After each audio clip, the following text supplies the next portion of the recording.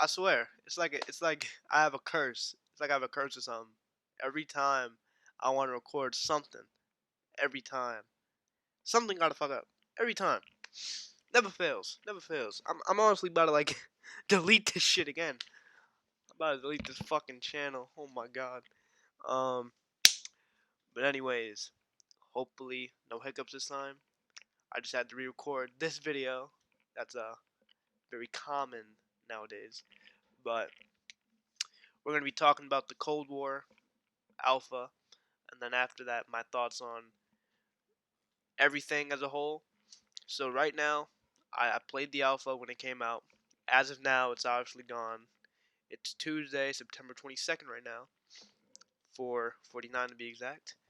And I'm gonna let y'all know about what I feel about the Alpha. You're gonna be seeing some gameplay right now. Not very good gameplay. I was honestly very tired at the time of recording that, and I just wanted to get the fuck off the game so I could play Mario Sunshine on the Switch. So might not be my best gameplay, but I played Friday. I I think I played a little bit Saturday. Yeah, I played like a little bit near like Saturday night, but I mainly played Friday. That's the most playtime I had. I would say I have maybe 5 hours in total, more or less. I'm sticking with 5 hours. That makes sense to me. But the time to kill, it's not that. It's slightly like just a little bit faster than BO4. That's what I would say. A lot exclusive Ace. He posted a little Twitter post about it, comparing BO4, Cold War, and Modern Warfare. And I mean, there was certain gunfights where I would get into where it felt like I was just playing BO4. Like the time to kill felt the same. Like I don't know if it's like just the hit registration, if it's just not as good. Like I felt like I was shooting people with like seven, 8 bullets and they didn't fucking die. Like I don't even know. Like it must have just been my bad aim or the hit registration were just not like registering the shots correctly. Like I don't know what the fuck was going on. This honestly feels like Black Ops 4. To me at least, it feels like Black Ops 4 with a Black Ops 1 reskin on it. Just Black Ops 4 in the environment with the weapons and setting of Black Ops 1. That's literally what it feels like to me. Like it doesn't feel like, especially with this being on next gen hardware, this does not feel like a next gen game. If that makes sense, it feels like I'm playing World War II almost. Like there's a lot of fucking instances where the game just reminds me of World War II. And World War II, I'm not saying it's a bad game now, but at launch till like maybe I'd say April, that's kind of ass. That's kind of ass. I can't lie to you. Um, me personally, I'm not buying it. I'm really not. All right, so let's talk about the guns. Let's talk about the guns we had available. For the ARs, I would say the XM4 and the AK-47 are like neck and neck for my favorites. The Galil felt like fucking ass. I don't know if it was just I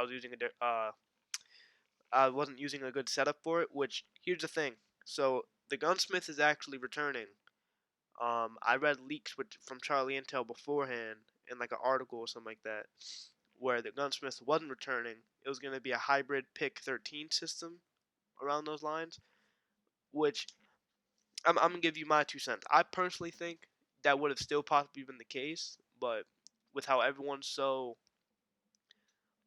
loved the gunsmith in Modern Warfare, they were like, "Oh shit, we gotta make a gunsmith real quick." And I don't feel like the gunsmith, in my opinion, I don't feel like it was put in with the same amount of care and importance in this game as compared to Modern Warfare. I feel like with Modern Warfare, it felt like it was part of the game. With this game, it felt like it got rushed in there just for the fact to have it, and so people wouldn't complain that it isn't there. Because a lot of the attachments, it doesn't feel important.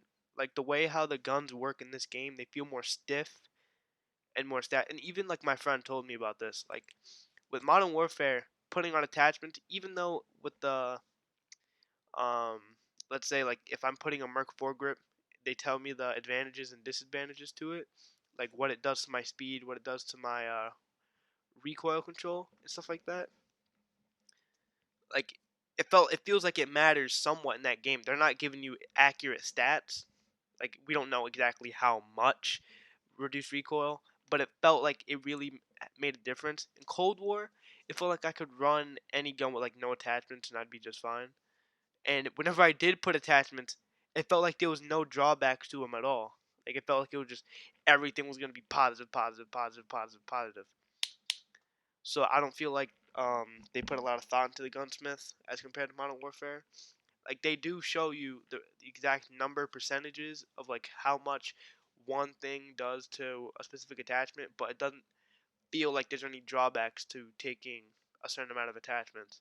Like you could like with the wild cards returning, you could have like 8 fucking attachments I think on both weapons, and if to me personally it wouldn't feel like much of a difference as to putting only 5. Like during the beta, I mainly ran the perk greed wild card where you was able to run like 6 perks or some shit. Like no, one thing I'll give the alpha, the perks they're actually pretty good. I like the selection that we have this time around. But with perk greed, you feel like you're fucking unstoppable. You got fucking flak jacket and fucking engineer. No, it was flak jacket and tac mask on, and with fucking ghost and ninja. Yeah, that felt fucking. But the thing is, the footsteps they feel louder than Modern Warfare almost, and a lot of people are saying that dead that the goat like the dead silence or the ninja perk doesn't even really do all that much. So I hope they fix that later on. I like the wild cards coming back, but let's talk about the maps. The maps, Miami, I fucking hate that map. Miami fucking sucks. But Satellite, that's a pretty good fucking map. I actually like it a lot. I'm not gonna say it's like in the best maps of all time, but it's definitely a good fucking map. I would say it's better than a lot of the launch maps of Modern Warfare, cause I feel like every playstyle is viable in that map. What the fuck did I just? Why did I say it like that?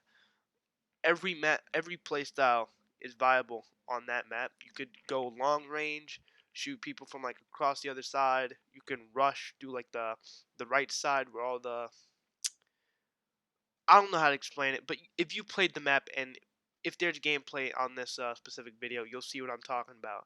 But like left side is all plain, fucking there's all fucking plain, just desert with hills and stuff where you could sit from afar and snipe people, pick people off from their spawns maybe.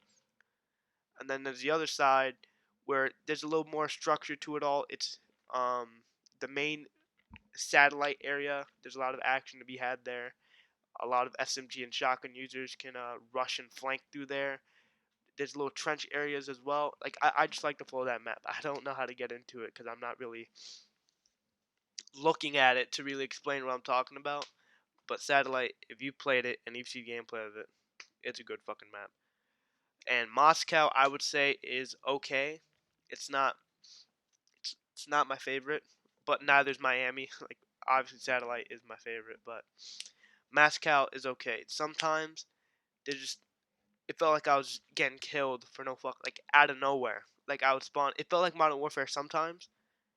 Like Moscow, there's just some unnecessary spaces in that map that should be either removed or reduced a little bit. Moscow, it's okay. The kill streaks or score streaks now, I didn't get to experiment with them as much as I would like to because my ass was kind of sucking on this game. I can't lie, I was kind of sucking. I didn't get a good feel for it, and it gave me a lot of BO4 vibes. I don't know. I didn't do too hot, but yeah, for the kill streaks, from what I've seen, they look pretty fucking good. The way of earning them though is a little bit different. So instead of just straight getting the points to get the streaks, you gotta get like a multiplier or some shit going. So like, all right, so every kill is like 50, but then once you get a streak going, um, it'll start being 100 per kill, then 150 per kill, then 200. Which I mean that's good. That rewards people for staying alive more. It rewards getting a lot of kills as compared to Modern Warfare, where once you got all your streaks, what's the point of being alive? Like I'm pretty sure you can still earn your streaks, like, even after you earn them all the first time, as long as the cooldown for the streaks go away. I'm pretty sure you could use them again and get the points to rack them up again. So I mean that's cool. I like the way they handled it. Like it at first it worried me because your overall score doesn't reset. But as long as you're getting enough kills and you're building up that multiplier, then you'll be able to call them in at a reasonable pace. The UAV is not going to take that long to for the cooldown to be over. Overall, the streaks they don't. The whole new system they got doesn't bother me too much. Now, overall, I'd give the alpha a 3 out of 10, maybe a 4. For the conditions that they had to work under, Treyarch in particular, it could have been worse. I'll say that, but it's still not worth my $70 now that next gen games are gonna be 70. It's definitely not worth it. At least for me. If you liked it and you think you're gonna buy it, go ahead, have a good time. But for me, no. I'll spend my $70 on games that deserve it. I'm definitely gonna get that Miles Morales game along with some others. I want to try out that Sackboy's Great Adventure. This is gonna be a good generation for PS5 and Xbox One X or Xbox Series X. And Cold War, it just doesn't like do it for me. There's games that are doing way better, especially during quarantine. Now let me talk about one of the main factors as to why I'm not buying this game. So, if y'all know the traditional 3-year cycle that's been with Call of Duty since I'd say Ghost or Advanced Warfare, something like that. I think it started with Advanced Warfare, but basically it would be Sledgehammer, Treyarch, then Infinity Ward, and then you go back to what the fuck? I don't know what's going on with my computer, bro. I'm about to break it over my knee. Some random ass like sound effect I had on my computer just played for no reason as I'm recording this. I hope y'all didn't hear that, but that was fucking weird. That's how the 3-year cycle would work. So every developer would have 3 years to make their own Call of Duty. And I mean, I didn't like the games during the little 3 year. Like I wouldn't say they're my favorite, but I don't feel like they managed that time well. I feel like in the beginning, with 3 years, they feel like they have a lot more breathing room to do whatever they want to do, but I don't feel like they utilized it all too well. But now, it was supposed to be Sledgehammer's turn to make their Call of Duty game, their third one. But I don't know what the hell happened behind the scenes. Something must have happened where Activision just wasn't happy with the product, or they couldn't get along with Raven Software. So, it was some dumb shit. So Activision stepped in, said, "You know what, Sledgehammer, you're going back to the sidelines. We're bringing in Treyarch for 2020's Call of Duty, and that's that. You're going to be helping them. You're not going to be the head of this game anymore. You're done." And that's why mid cycle of Black Ops 4, when that game was promised to be the most supported Call of Duty in history, yeah, that was a lie. Treyarch got pulled out. They had to scramble, fucking get a game working by 2020 when they were not anticipating working on the game right away. They were trying to support BO4 still. So now we have this game. They have 2 years to develop this game, not 3, 2, and they had to work through a pandemic. We're still in this pandemic. Like I hope you realize that they had to work through it, and I'm pretty sure there's studios in like California or some shit. I could be wrong, but it's way more strict down there than in other parts of the world. So yeah, like, do you expect a amazing top tier quality game? It could be better than fucking the other games we had before. It could be better than fucking Modern Warfare for all we know. I don't think so. I think Infinity Ward did a great job. They just failed in having a main focus for the multiplayer. They should have had it where every playstyle was viable and not just the camping playstyle was the most efficient. Because you could still rush on that game, but you'll be punished for it because of how loud your footsteps were. And on top of that, skill-based matchmaking played a heavy part of that game as well. And it's gonna play a heavy part in the Cold War as well. Like skill-based matchmaking is gonna be in this game because of how much money it makes. Why fucking just keep it how it was before? When you have skill-based matchmaking, you have all the sucky people playing against sucky people. Those sucky people do well. Wow, I'm really good at this game. I'm enjoying it. You know what? Ooh, that looks nice. That looks nice in the shop. There's a little anime bitch. There's a little anime charm that I can put on my gun. You know, I'ma buy it. $20. That sounds reasonable. I'ma buy it because they're doing well against shittier people. They're shitty. They're not improving. They're just playing against people around their skill. But the thing is, if you try to get better at this game, you're gonna get punished because there's gonna be it's like you're playing ranked when you don't want to play ranked. Not everyone wants to play fucking ranked. Because once you get to a certain skill level, you'll just be capped off. There will be no improvement for you. You'll probably not see a great game. Like, it'll be once in a blue moon you'll see a great game. Because you're going to constantly be put against these sweats. And all these people who try, like, they're fucking working a 9 to 5 on a game with no payment. They're not getting paid for that. So, skill-based matchmaking, a lot of fucking people in the community do not like it, and it's gonna be in this game too. You really think Activision is gonna listen to y'all? If they do, then good fucking shit. I hate skill-based matchmaking too. I hope it's gone in Call of Duty forever, but I honestly don't think they're gonna do it just because how much money that could be made. I don't see it happening.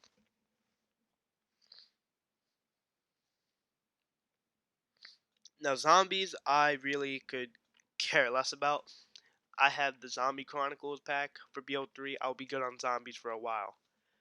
Um, Campaign, I'm really worried about the campaign, man, because it's not a reboot like I was hoping for it to be, and here's why. I was hoping it's not that I don't like the original games or the original story of Black Ops, but with the writers of Black Ops 3 and what they did with Black Ops 4, I had no faith in this. So I was hoping for it to be a reboot, so it could be something that can easily ignore.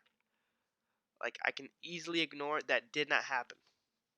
But what they're doing with this game is it's so like it's in the middle of these two games. It's in the middle of Black Ops 2 and 1. Like this is like I don't know. I don't know what the fuck's going to happen cuz it's after Black Ops 1. It's literally like it takes place right after it. And you still got to make sure that Cold War doesn't fuck up anything. So then everything leading in the BO2 makes sense. You can't do something drastic to any of these fucking characters. You can't fucking like shoot fucking Woods in the eye or some shit or anything like that to just make the new games not make fucking sense. Like BO2, it happened already. You cannot like you I better oh my god, I'm just so worried I can't even talk straight cuz those writers are fucking stupid. I don't know what happened cuz BO3, one of the worst campaigns I've ever played. BO4, what they were planning for the original campaign wasn't even a fucking campaign. That shit fucking sucked. It was like some 2v2 multiplayer mode. That's not a campaign. Are you shitting me? And now they're bringing back the create a character from Black Ops 3, which I hated that because it made the person you're playing as so unrelatable. Like, Treyarch must have thought, oh, if you could just make your character, you can make him look like you, and you'll relate to the character because it tries to look like you. No, I'm not related to this character at all because the character has no character. Like in BO3, the subtitles for that character you made was player. It was just player. Are you serious? You like you couldn't even like put a name there. You couldn't even give him a preset name. Just player. Okay. You'll be able to customize the character too. You'll be able to like put some weird perks on him. Like I didn't read too far into it because I was getting a little fucking worried. And then we have the pick a gender thing again, where you can pick male, female, but now you can pick classified. So whenever you're addressed to, whenever you're addressed to, they'll try and fucking do non-gender pronouns, so then you won't get offended. Call of Duty doesn't want to offend you. Yeah, yeah, they don't want to offend you. I don't know. Call of Duty just, I feel like it's going down that road. Like, people already joked about it, like back in the Ghost days, where Call of Duty was the same shit, different disc. But it's never been more apparent right now, where this literally looks like BO4 to me, just with a Black Ops 1 skin. And a lot of fucking different aspects of this game is literally just Modern Warfare. The main menu of the game is the same as Modern Warfare. Like, bro, you couldn't even make it look more you. Like, you're literally just blatantly copying their style of the main menu. Oh my god, man. I'll try out the beta because it's gonna be an open beta for PlayStation at least. I'll give the beta a try, but I'm not buying the game. I'm telling you that. I'm not buying the game. If it turns out, if they can fix the game at a reasonable time, let's say, hopefully around the same time as World War II was fixed when Michael Condrey left, then I'll pick up the game when it's on sale. But at launch, hell no. Hell no. I'm not buying it. I am not buying Cold War. You can hold me to my own words. I'm not buying the game. The only way I am the only way you can see me playing this or even owning the game at launch is if I got it as a Christmas gift and I can't return it. Like, that's the only case where I can see myself owning the game at that point in time. So I'm gonna end the video here. I don't want to keep rambling and rambling. Hope you guys enjoyed the video. I don't know what I'm gonna do for the next video, but I'll try and figure out something. I'm gonna go play Mario Sunshine now. So hope you guys enjoyed. I'm gonna go collect some more shines.